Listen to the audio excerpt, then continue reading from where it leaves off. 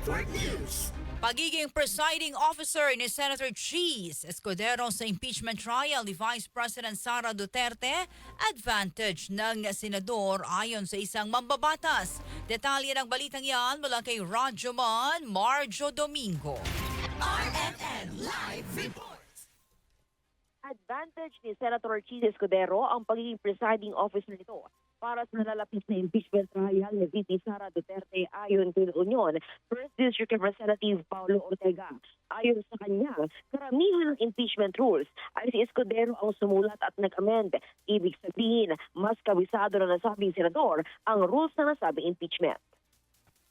Ang nakita ko lang po na parang edge ni Senator Cheese is karamihan po nung impeachment rules, yung IRR po nila, karamihan po nun siya ang sumulat at siya ang nag-amend. So kumbaga, mas kabisado niya yung rules.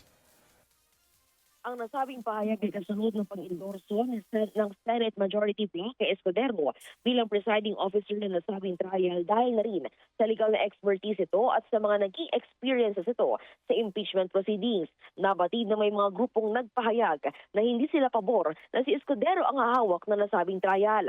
Kaugnay nito ay naman kay Ortega ay handang-handa naman na ang prosekusyon para sa nalapit na impeachment trial ni VP Sara sa darating na July 6. Kasama mo sa DZXL Armin Manila, Radyoman Marjo Domingo, Putok RMN. RMN Network News.